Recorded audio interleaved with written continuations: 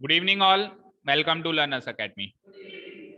Good evening. So today is the final session of our chapter real numbers. Final means final. मतलब आपके session में फिर इस chapter को हम देखेंगे ही नहीं कभी भी. क्लियर? देखेंगे एक बार फाइनल एग्जाम्स में, लेकिन इतना डिटेल में नहीं देखेंगे. बस टेस्ट लेंगे, इसके बाद टेस्ट सीरीज ही चलेगी. समझ में आई ना बात? तो इसलिए जो भी डाउट्स हो आप अभी के अभी पूछेंगे. और प्लस आपके सारे वीडियोस रिकॉर्ड भी हो रहे हैं, है ना. आपके ये सेशन भी रिकॉर्ड हुआ, रिवीजन वाला पूरा सेशन रिकॉर्ड हुआ, उससे पहले जो हमने मेन क्लासेस ली थी वो भी रिकॉर्ड हुई थी. तो एक तरीके से आपको कोई भी डाउट हो तो आपके पास एनी टाइम वीडियोस अवेलेबल है. एनी टाइम, कभी भी आपको लगे ना तो आप hand to hand video check कर सकते हैं कि क्या था क्या नहीं था. ठीक है. और फिर भी डाउट्स के लिए तो आप कभी भी आ ही सकते हैं. ठीक है.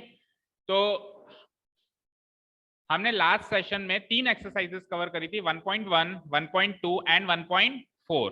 1.4 3 नहीं करी थी, है ना. 1.3 जो एक्सरसाइज है वो थोड़ी सी थ्योरेटिकल एक्सरसाइज है. बाकी 3 एक्सरसाइज है थोड़ी प्रैक्टिकल एक्सरसाइज है. तो प्रैक्टिकल वाले पोर्शन हमने कवर कर लिया. अब 1.3 जो एक्सरसाइज है, जो थ्योरेटिकल एक्सरसाइज है, आरबीएससी वालों के लिए इसमें से एक क्वेश्चन हमेशा बनता है और बड़ा क्वेश्चन बनता है. ठीक है. सीबीएसई वालों के लिए आई एम नॉट श्योर कि क्वेश्चन आ सकता है या नहीं आ सकता है. आएगा तो कुछ ऐसा ही आएगा, इजी सा ही आएगा, बट ये है कि हम उसको छोड़ के नहीं जा सकते. बट आप लोग कह रहे हो कि वो ऑमिट हो गया है, आप लोग कह रहे हो कि वो वाला सेक्शन ऑमिट हो गया है, बट फिर भी हम कुछ भी छोड़ के नहीं जा सकते. क्योंकि देखो, कोई भी चीज वो दे देंगे और हम उस चीज पे लड़ाई करेंगे कि ये ऑमिट हो गया था, ऐसे हो गया था, वैसे हो गया, तो उनको जस्टिफाई करने के उनके पास 10 रास्ते. कुछ भी कह देंगे वो तो, कि हमने तो ये कहा था, ये थोड़ा ना कहा था, ये तो आएगा. ठीक है. पूरा सब कुछ नहीं छोड़ सकते आप. हालांकि सेक्शन ओमिटेड है तो ये हो सकता है कि हम उसके क्वेश्चन सॉल्व ना करें, लेकिन दैट डजंट मीन कि हम बेसिक्स ही ना पढ़ के गए या रिवाइज ही ना करके गए. हमको हमेशा हर चैप्टर का सब कुछ आना चाहिए, वेदर ओमिटेड और नॉट ओमिटेड. ठीक है. क्लियर है. वो हमेशा क्या है, एक तरीके से क्या कहते हैं उसको, डाउट में रखते हैं. क्लियर कभी नहीं कहते कि एक्सरसाइज आएगी या नहीं आएगी. ठीक है ना. वो हमेशा डाउट में रखते हैं और फिर लड़ाई कोई नहीं कर पाएगा. एक बार अंपायर ने उंगली उठा दी तो आउट ही होता है. आजकल खैर डीआरएस आ गया है, लेकिन डीआरएस एक तरीके से देखा जाए तो हमारे पास भी है कि हम क्या करें, रिट लगा देते हैं कि ये क्वेश्चन हमारे हिसाब से ये आंसर होना चाहिए, रीचेकिंग करवाते हैं. ये सारे ऑप्शंस हैं हमारे पास, लेकिन बिलीव मी इनसे कुछ भी नहीं मिलता. इनसे कुछ भी कट जाते हैं उल्टा. ठीक है ना. क्योंकि रीचेकिंग भी आप थोड़ा ना करने जाओगे. आप करने जाओगे क्या रीचेकिंग?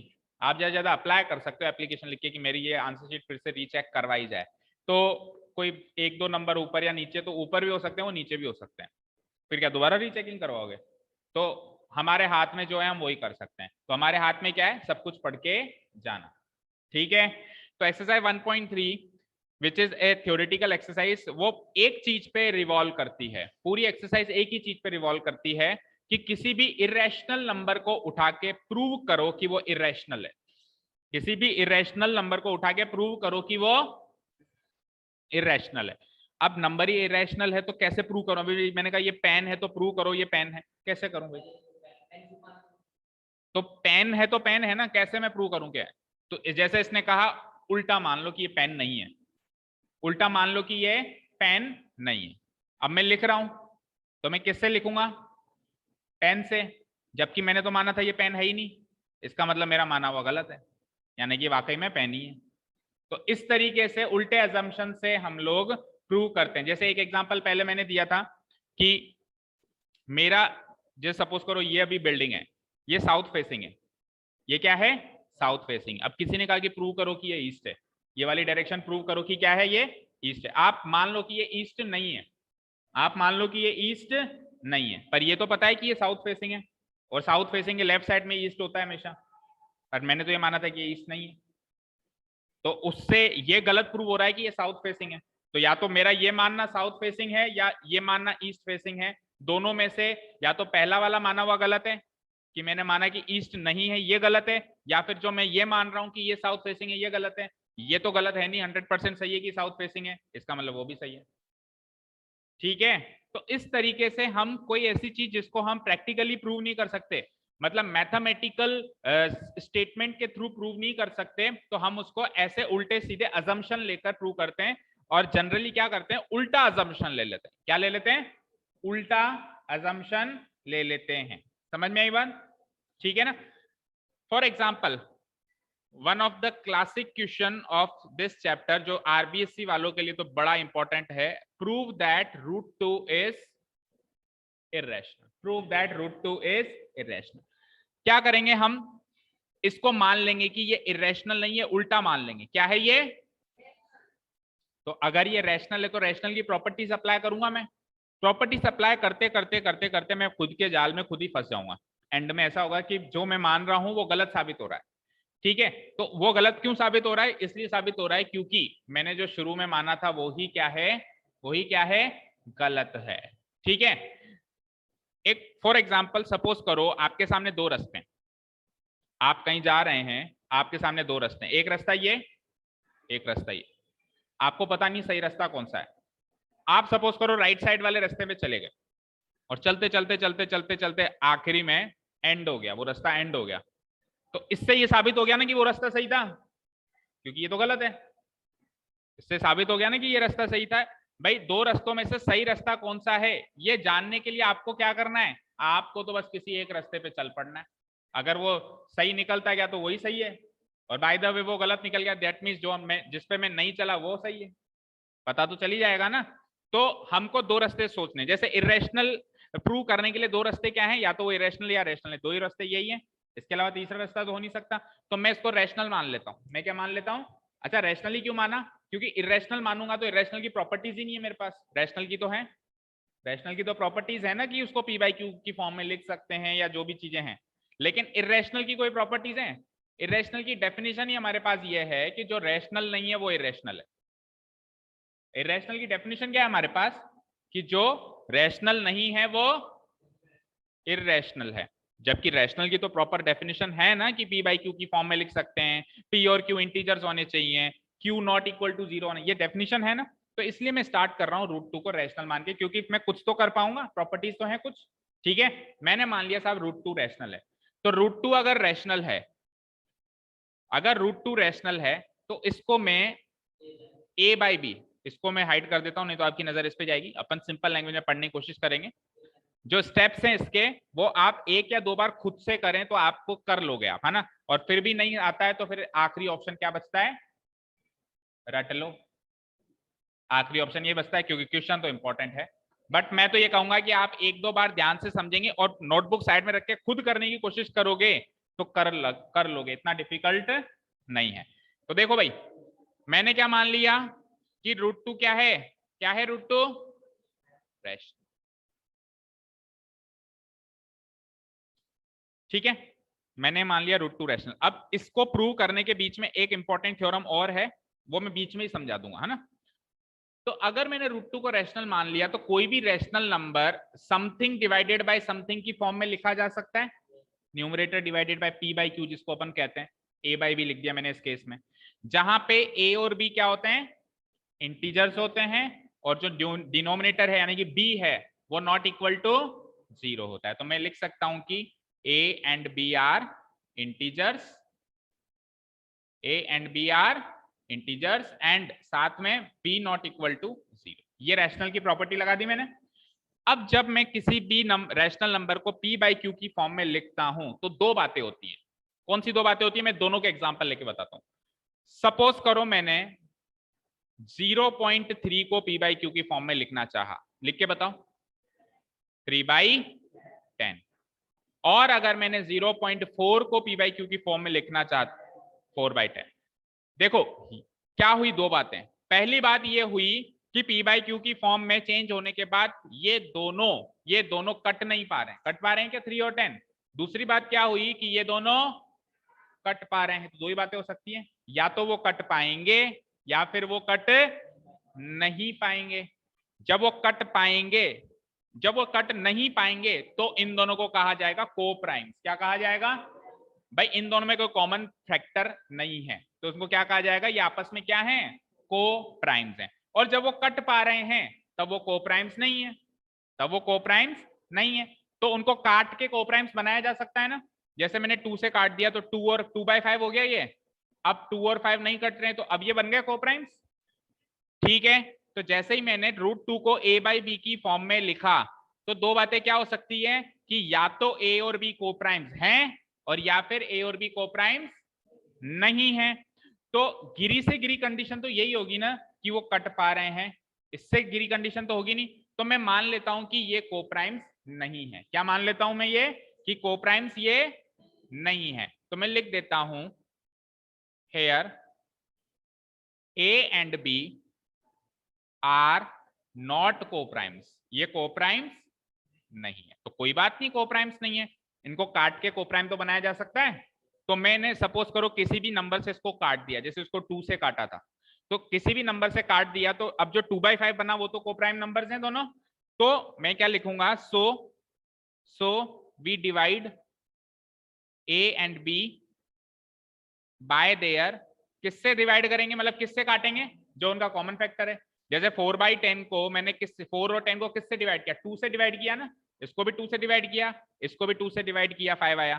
तो 2 से ही क्यों डिवाइड किया, क्योंकि 2, 4 और 10 का क्या है, कॉमन फैक्टर है। तो मैं ए और बी को किससे डिवाइड करने वाला हूं, बाय देयर कॉमन फैक्टर। देखो कुछ भी बुकिश लैंग्वेज नहीं है, बिल्कुल समझने वाली बात है कि ए और बी को काटना है तो उनके कॉमन फैक्टर से ही काटोगे। तो बाय देयर कॉमन फैक्टर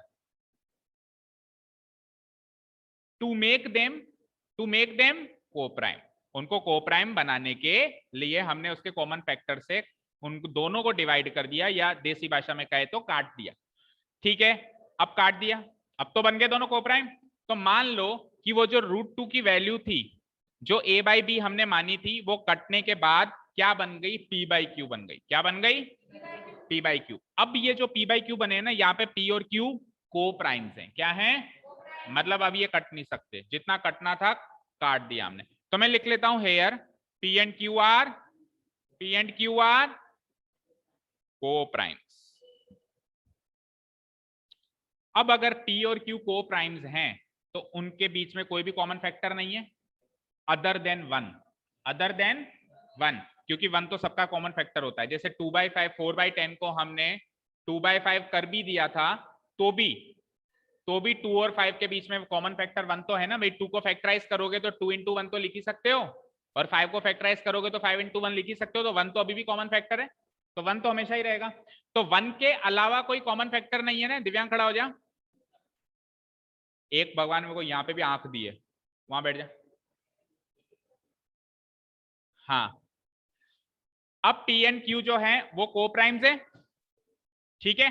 तो इन यानी कि p और q का कोई भी कॉमन फैक्टर नहीं है अदर देन 1 के अलावा उनका कोई भी कॉमन फैक्टर नहीं है। सो p and q do not have a common factor other than 1। ये तो हमने एक स्टेज पार कर ली है ना, फैक्टर अदर देन 1, स्पेस नहीं है वहां पे, अदर देन 1। ठीक है, एक स्टेज तो पार कर लिया हमने। अब अपन क्या करेंगे, अपन ने इस स्टेज के एंड में, मतलब इंटरवल हो गई पूरी मूवी की स्टोरी की, तो इस स्टेज पे हम किस पोजीशन पे हैं, इस पोजीशन पे है कि p और q का कोई भी कॉमन फैक्टर नहीं होना चाहिए। अगले जो हाफ क्वेश्चन का बचा हुआ है ना, नेक्स्ट हाफ जो है, नेक्स्ट हाफ में हम ये प्रूव कर देंगे कि इनका तो कॉमन फैक्टर है। अभी तो हमने प्रूव किया कि नहीं है, अगले हाफ में हम प्रूव कर देंगे कि इनका कॉमन फैक्टर है। तो फिर ये दोनों बातें एक दूसरे को कॉन्ट्राडिक्ट कर रही है। ये गड़बड़ क्यों हुई, क्योंकि हमारा शुरू वाला अजम्पशन क्या था, गलत था। ठीक है, तो अब नेक्स्ट हाफ में हमको ये प्रूव करना है कि इन दोनों का कॉमन फैक्टर है। कैसे करेंगे, देखो ऐसे करेंगे, हम इस स्टेज पे थे, हम क्या करेंगे, स्क्वायरिंग बोथ द साइड्स। तो √2 का स्क्वायर क्या होता है 2, p का स्क्वायर क्या होता है p², q का स्क्वायर क्या होता है q²।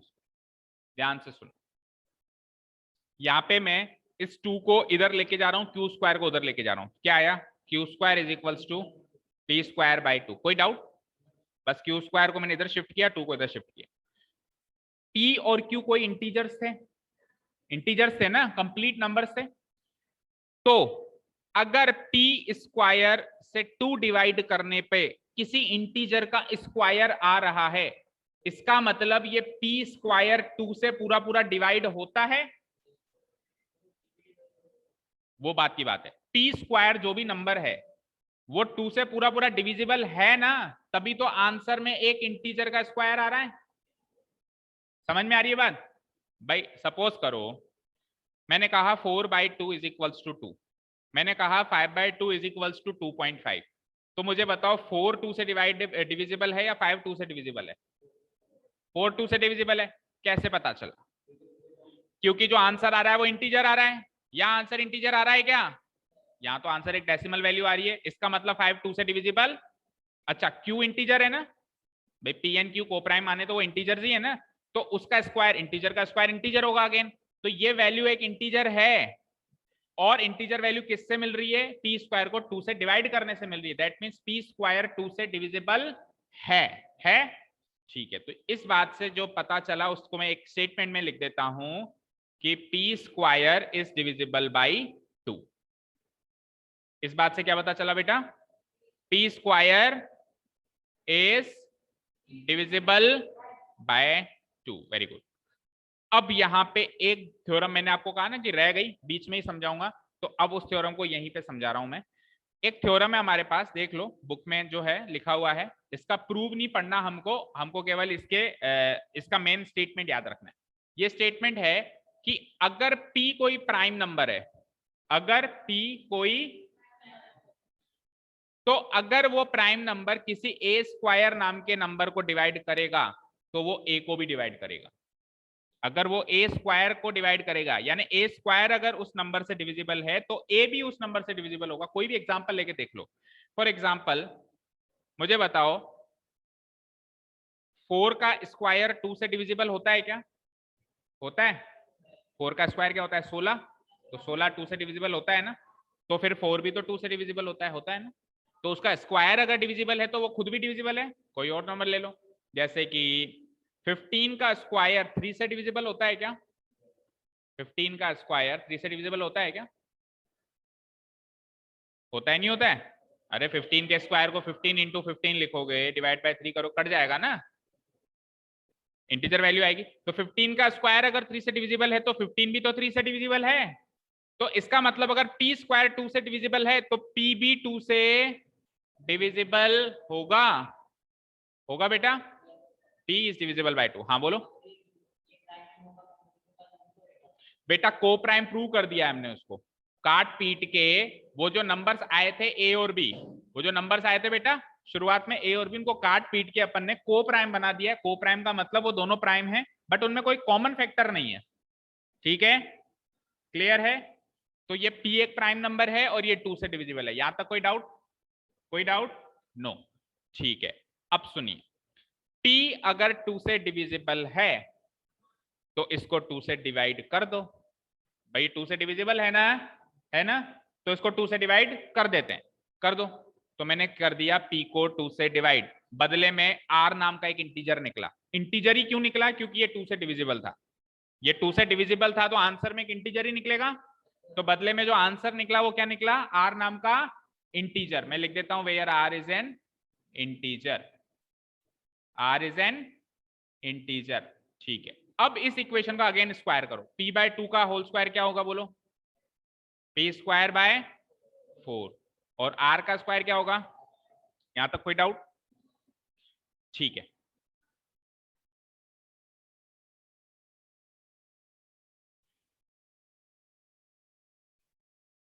कुछ गलती की है क्या? एक मिनट रुको। p is divisible by 2, p/2 हमने r किया, p स्क्वायर बाई 4। ठीक है, कोई दिक्कत नहीं है। देखो अब यहां से p स्क्वायर बाई 4 है, इधर देखो, इधर ऊपर कर देता हूं। इसके बाद की स्टेप्स, p स्क्वायर बाई 4 को क्या मैं p स्क्वायर बाय 2 इंटू 2 लिख सकता हूं? 4 को फैक्टराइज कर दिया मैंने। कोई doubt? Equal to r square. इधर से p स्क्वायर बाय 2 की वैल्यू क्या मैं q स्क्वायर लिख सकता हूं? लिख दो। तो ये क्या हो गया? q square by 2 equal to, अरे r तो इंटीजर था तो उसका स्क्वायर भी इंटीजर होगा। तो q स्क्वायर को 2 से डिवाइड करने पे एक इंटीजर मिल रहा है। दैट मींस q स्क्वायर 2 से डिविजिबल है। दैट मींस q स्क्वायर किससे डिविजिबल है? Is divisible by 2। और अगर q स्क्वायर 2 से डिविजिबल है तो q भी डिविजिबल बाय 2 होगा। होगा? अगर मैं इस स्टेटमेंट को नंबर 1 मान लूं और इस स्टेटमेंट को नंबर 2 मान लूं, तो स्टेटमेंट नंबर 1 कहता है कि P भी 2 से डिविजिबल है और Q भी 2 से डिविजिबल है, स्टेटमेंट नंबर 2 कहता है। तो अगर दो प्राइम नंबर्स दोनों के दोनों ही 2 से डिविजिबल है, दैट मीन्स 2 उनका कॉमन फैक्टर बना नहीं बना। जबकि फर्स्ट हाफ में तो हमने ये प्रूव किया था कि दोनों को प्राइम्स हैं, उनका कोई कॉमन फैक्टर ही नहीं है 1 के अलावा। यहाँ आके आके प्रूव हो गया कि P और Q को प्राइम्स नहीं है, उनका कॉमन फैक्टर 2 भी है। तो यानी कि अजम्पशन क्या हो गया हमारा, गलत हो गया। तो इसके बाद के स्टेप्स हम क्या लिखेंगे, फ्रॉम 1 and 2, ये स्टेप्स मतलब स्टेटमेंट नंबर 1, तो ये हो जाएगा कि P इज डिविजिबल बाय 2। इसको बुक में ऐसे लिखा हुआ है 2 डिवाइड्स P, ठीक है, 2 divides P square, 2 divides P ऐसे लिखा हुआ है। चाहो तो आप ऐसे भी लिख सकते हो कि P square is divisible by 2 और P इज डिविजिबल बाय 2, नहीं तो बुकिश लैंग्वेज में लिखो तो वो भी लिख सकते हो 2 डिवाइड्स P और 2 डिवाइड्स P स्क्वायर, उसमें कंफ्यूज होने की जरूरत नहीं है। तो statement number 1 and statement number 2 से हम इस डिसीजन पे पहुंचेंगे, from 1 statement number 1 and statement number 2, we will get that P and Q have a common factor, which is 2, ठीक है। so P and Q are not co-primes,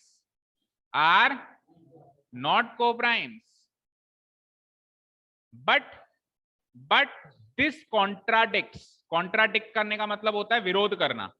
this contradicts the previous fact, पुराना वाला जो fact हमारा निकला, this contradicts the previous fact that they are co-prime।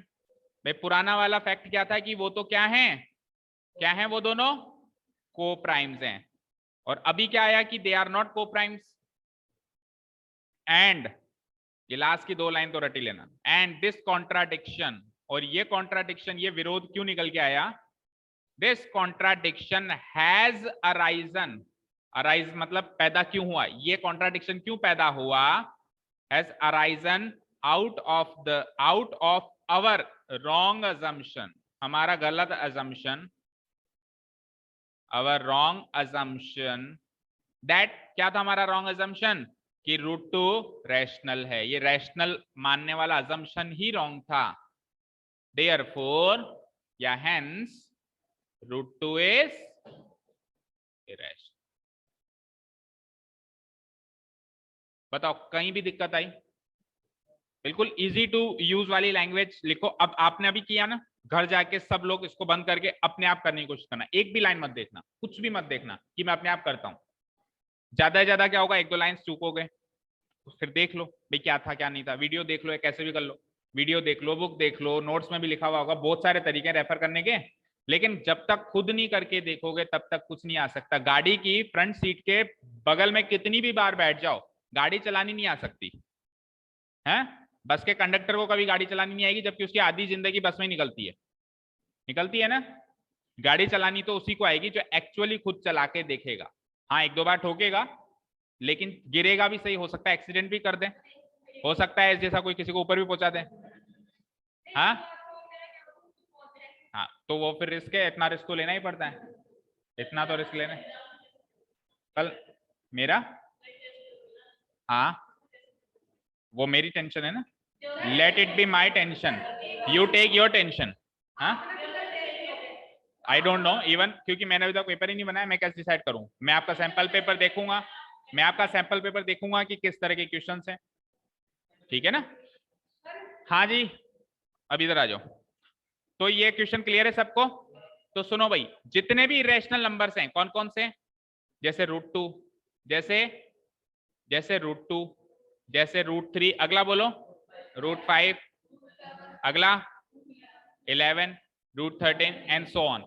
ये अगर अलग अलग ऐसे आ जाएं कि prove that √2 is irrational, prove that √2, सबके सब इसी तरीके से होंगे, सबके सब क्या होंगे, इसी तरीके से होंगे। तो इस एक्सरसाइज में एक क्वेश्चन तो इस टाइप का है जिसमें सिंगल इरेशनल नंबर देके कह देगा कि प्रूव करो कि ये इरेशनल है। एक टाइप समझ में आया सबको? सब सेम टू सेम उसी टाइप से हो जाएंगे। इवन आपका नेक्स्ट एग्जांपल शायद √3 का दे रखा है और क्वेश्चन में √5 का दे रखा है, राइट। देखो next example is about prove that √3 is irrational. और जो एक्सरसाइज में क्वेश्चन है उसमें क्या है, root prove that root 5 is, तो most probably root 2 root 3 root 5 और रेयर केस में रूट 7 तक वो जा सकता है कि प्रूव करो इरेशनल है, उससे ज्यादा तो मेरे हिसाब से चांसेस नहीं है। तो आप चारों की प्रैक्टिस करके जाएं, स्टेप सेम रहेंगे पर एक एक बार आप चारों की प्रैक्टिस करके जाएं, because I even do not know कि कौन सा आएगा। ठीक है, क्लियर है। अब बात करते हैं दूसरे टाइप का क्वेश्चन फ्रॉम दिस एक्सरसाइज। देखो, एक टाइप का क्वेश्चन ये था कि ये जो दी हुई मछली है ये गंदी है, ये जो मछली है ये गंदी है, इसको प्रूव करो कि ये गंदी मछली है। दूसरे टाइप का क्वेश्चन ये है कि ये मछली जो है जिस तालाब में है वो तालाब गंदा है। समझ में आया दोनों टाइप के क्वेश्चन? ये पहले टाइप का क्वेश्चन था जो अभी हमने किया कि मछली गंदी है। दूसरे टाइप का क्वेश्चन कि वो मछली, वो गंदी मछली जिस तालाब में है, हो सकता है उस तालाब में और अच्छी मछलियां भी हैं, लेकिन ये मछली जिस तालाब में है अब वो टोटल तालाब क्या है, गंदा है। कहने का मतलब ये है कि अगर कोई इरेशनल नंबर किसी रैशनल से जुड़ जाए, किसी रैशनल से मल्टीप्लाई हो जाए, किसी रैशनल के साथ उसका डिफरेंस लिया जाए, या किसी रैशनल से डिवाइड हो जाए, तो ये टोटल ओवरऑल एक इरेशनल नंबर बन जाता है। ये सारे के सारे ओवरऑल क्या हैं? आप ऐसा नहीं कह सकते सर ये तो रैशनल है ये इरेशनल है तो आधे रैशनल आधे इरेशनल, नहीं, it is completely an irrational number. ठीक है, क्योंकि एक गंदी मछली तालाब में गई, अब उस तालाब में जैसे सैकड़ों अच्छी मछलियां हो, लेकिन एक गंदी मछली गई तो पूरा तालाब गंदा हो गया। ठीक है, क्यों शिवम को क्यों देख रहा है तू? डाउट है क्या तुझे? डाउट है क्या तुझे? तू क्यों पीछे देख रहा है? तेरे को पता है ना मेरे कहां कहां आंख हैं, इसलिए तेरे को पीछे देखना अलाउड नहीं। ठीक है, क्लियर है। तो अब अपने को प्रूव करना है, ये तो मैंने इंफॉर्मेशन दी है, ये मैंने इंफॉर्मेशन दी है कि सारे इरेशनल हैं, इनमें से कोई एक उठ के आ जाएगा कि प्रूव करो कि ये इरेशनल है। ठीक है, तो ये हो गया सेकंड टाइप का क्वेश्चन। फॉर एग्जांपल बुक का ये क्वेश्चन उठा लेते हैं। ऑनलाइन स्टूडेंट समझ में आ रहा है? जैसे कि ये सेकंड क्वेश्चन देख लो इसका, 3 + 2 √ 5। अब देखो 3 अपने आप में एक रैशनल नंबर है, 2 अपने आप में एक, तीन नंबर थे यहाँ पे, 3 2 √5। तो तीन मछलियों में से दो तो अच्छी थी बेचारी, और एक थी जो गंदी थी, लेकिन इनके मिक्सचर से जो तालाब बना वो कुछ ऐसा दिखाई दे रहा है, 3 + 2 √5। तो ये पूरा का पूरा तालाब इरेशनल है, ऐसा मुझे प्रूव करके है इरेशनल, लेकिन प्रूव कैसे करें? तो जब हम इस टाइप के क्वेश्चन करेंगे, उस टाइप के क्वेश्चन के अंदर हम इसको इरेशनल ऑलरेडी मान के चलेंगे। क्या कहा मैंने? जो वो गंदी मछली दिख रही है ना, उसको हम ऑलरेडी ऐसा मान के चलेंगे कि ये इरेशनल है, उसको प्रूव करने की जरूरत नहीं है कि वो इरेशनल है। समझ में आई बात? उसको प्रूव करने की जरूरत नहीं है कि ये इरेशनल है, आपको केवल ये प्रूव करना है कि इस इरेशनल की वजह से पूरा ये जो नंबर बना ये इरेशनल बना, ये प्रूव करना। स्टेप्स थोड़ी सी सेम रहेगी, थोड़ी सी डिफरेंट रहेंगी, सॉरी, बाकी सेम। सुनो कैसे करेंगे। 3 + 2 √5 को जैसे हमने शुरुआत में उसको रैशनल मान लिया, इसको भी क्या मान लो? रैशनल मान लो। क्या मान लो बेटा? रैशनल है ये, तो इसको मैं a/b या p/q की फॉर्म में लिख सकता हूं। तो उसको स्ट्रेट अवे में p/q की फॉर्म में लिख देता हूं और मान लेता हूं कि p एंड q क्या है? को-प्राइम्स है। ठीक है, मतलब एक स्टेप मैंने स्किप कर दिया, पहले a/b की फॉर्म में पुट अप करना, फिर उसको कॉमन फैक्टर से काटना, काटने के बाद p/q बनाना। सीधे स्ट्रेट अवे इस क्वेश्चन में आप लिख सकते हो, उसमें नहीं लिख सकते हो, क्योंकि उसमें तो प्रूव ही वो उस चीज से हो रहा है कि को-प्राइम्स है या नहीं है। इसमें ये इस चीज से प्रूव नहीं हो रहा है कि को-प्राइम्स है या नहीं है, इसमें दूसरा लॉजिक है। तो इसमें आप स्ट्रेट अवे मान लो कि ये क्या है? को-प्राइम्स है, p एंड q आर को-प्राइम्स। कोई बात नहीं। अब अगर ये p एंड q को-प्राइम्स हैं तो होंगे तो इंटीजर्स ही होंगे, तो क्या ये इंटीजर्स। आप एक काम करो, इस इक्वेशन में से गंदी मछली को बाहर निकालो। बाहर निकालने का मतलब ऐसा तो है नहीं कि उठा के इक्वेशन से बाहर निकाल देंगे, आइसोलेट करो। आइसोलेट करने का मतलब समझते हो? एक इक्वेशन में किसी एक चीज को आइसोलेट करने का मतलब है उस एक चीज को या तो LHS में रखो बाकी सबको RHS में भेजो, या उस एक चीज को RHS में रख के बाकी सबको, समझ गए आइसोलेट करने का मतलब?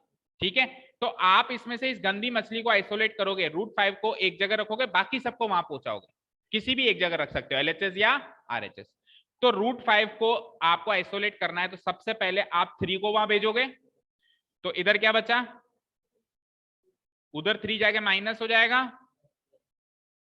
ठीक है, सॉल्व करो उसको, Q LCM आ गया, तो P minus 3Q, P minus 3, कोई डाउट? अब 2 को वहां भेजोगे तो 2 यहाँ मल्टीप्लाई हो रहा है तो उधर जाके डिवाइड हो जाएगा, तो 2 उधर जाके एक तरीके से Q से जाके मिल जाएगा, तो ये हो जाएगा P minus 3Q bye 2Q। कोई डाउट यहां तक? ठीक है, अब सुनना ध्यान से। P एक इंटीजर था, इंटीजर था मतलब रैशनल नंबर, सारे इंटीजर रैशनल नंबर होते हैं। Q भी एक इंटीजर, चलो रैशनल नंबर को भूल जाओ, एक बार ऐसे मानो इंटीजर था, इंटीजर था, Q भी एक इंटीजर था, और ये वाला नीचे वाला Q भी एक इंटीजर है। तो इन सब का आंसर हर हाल में रैशनल आना चाहिए, नहीं आना चाहिए? क्योंकि इधर तो कोई भी गंदी मछली नहीं दिख रही, P एंड Q तो अच्छी मछलियां है ना, ये पूरा तालाब तो अच्छा ही होना चाहिए ना, समझ गए? ये वाला पूरा तालाब तो अच्छा ही होना चाहिए क्योंकि इसमें तो कोई भी गंदी मछली नहीं दिख रही, यानी कि ये नंबर रैशनल बनना चाहिए। और एक रैशनल की वैल्यू इरेशनल के इक्वल कैसे हो गई? एक रैशनल नंबर की वैल्यू इरेशनल नंबर के इक्वल थोड़ा ना हो सकती है। हो गया हमारा असम्पशन रॉन्ग। ठीक है, इसको सॉल्व करवाऊं, एक मिनट रुको, मुझे एक चीज बताओ, एक चीज बताओ, कुछ भी इंटीजर बोलो P आपके हिसाब से, जो मन में आ रहा है, जो भी मन में आ रहा है, कोई भी इंटीजर बोलो। अरे बोलो 5, Q बोलो कोई सा भी 6, इस जो आपने वैल्यू बोली इधर पुट करो, 5 P की वैल्यू 5, 3 इंटू Q की value 6 divided by 2 into Q की वैल्यू 6 3 जा 5 माइनस 18 कितना होता है? 5 माइनस 18 कितना होता है? 13, 18, हाँ माइनस 13, तो माइनस किसके लिए छोड़ा है? और 2 6 जा, मुझे तो केवल इतना बताओ, ये जो भी नंबर बना क्या ये रैशनल नहीं है क्या? क्या ये रैशनल नहीं है क्या? तो इस रैशनल की वैल्यू इरेशनल के इक्वल कैसे आ गई? कुछ भी बनेगा, जो भी बनेगा बनेगा तो रैशनली यार। P इंटीजर Q इंटीजर, तो इंटीजर्स के ऊपर ऑपरेशंस लगा के इरेशनल नंबर थोड़ा बना सकते हो? कुछ भी ऑपरेशन लगा लो, प्लस माइनस गुणा भाग कुछ भी कर लो, इरेशनल नंबर थोड़ा बना सकते हो? नहीं बना सकते ना। इरेशनल बनाना है तो रूट लगाना पड़ेगा, मान लो अभी इसके ऊपर रूट लगाना पड़ जाए तब ये इरेशनल बनेगा, तो रूट तो यहाँ लग नहीं रहा, रूट तो यहाँ पे लग नहीं रहा, तो ये क्या बनेगा? हर हाल में क्या बनेगा बेटा? इरेशनल। ये तो एग्जांपल था, आपको इतना डिटेल में नहीं समझाना, आप सीधा यहाँ पे लिखोगे इतना करने के बाद कि here P and Q were rationals, P and Q rationals थे, इंटीजर से तो इंटीजर रैशनल्स ही होते हैं। सो ये पूरी चीज P minus 3Q divided by 2Q is also rational, ये भी रैशनल होगा, ये भी रैशनल होगा, बट √5 तो इरेशनल है, इसको अपन स्ट्रेट अवे मान के चलेंगे कि ये क्या है? इरेशनल। बट √5 इज क्या? इरेशनल। But √5 is irrational. तो एक रैशनल की इरेशनल के साथ वैल्यू इक्वेट हो रही है, ठीक है ना? सो आगे बस वही लास्ट लाइन लिखनी है, this contradiction has arisen out of our wrong assumption that 3 plus 2 √5 is rational, therefore 3 plus 2 √5 is not rational, it is actually irrational। ठीक है, क्लियर है? प्रैक्टिकल तरीका यह है कि एक तालाब है, उसमें एक गंदी मछली है, हमको प्रूव करना है सारा तालाब गंदा है। हमने क्या किया? गंदी मछली को आइसोलेट कर दिया। अब देख लो बाकी तालाब जो है वो साफ है कि गंदा, तो पाया गया कि वो अभी भी गंदा है। भाई गंदी मछली निकालने के बाद अभी भी वो, दैट मीन्स जब गंदी मछली उसमें थी तब भी वो गंदा था, निकालने से वो साफ थोड़ा ना हुआ, अभी भी गंदा है। दैट मीन्स उसको निकालने या डालने से फर्क नहीं पड़ रहा, वो एक्चुअली इरेशनल है, गंदा है वो तालाब। ठीक है, क्लियर है? ये सारी चीज जो हमने करी एक्चुअली ये चीज करी है, ठीक है, क्लियर है? तो इस तरह से अब कौन से क्वेश्चन सॉल्व हो जाएंगे? सेकंड वाला तो कर ही दिया हमने, थर्ड के तीनों क्वेश्चन इस तरीके से सॉल्व होंगे, क्योंकि इरेशनल नंबर के साथ कुछ ना कुछ किया हुआ है इसने, ठीक है, कुछ ऐड किया हुआ है, कुछ लेस किया हुआ है, कुछ डिवाइड किया हुआ है, कुछ इस तरीके से किया हुआ है, ठीक है। सो दैट इज इट, ये चैप्टर मेरी तरफ से कंप्लीट है। हर एक्सरसाइज को थोड़ा थोड़ा देख लिया हमने और इंपॉर्टेंट क्वेश्चंस भी देख लिए। कल अच्छे से रेडी होके आओ और टेस्ट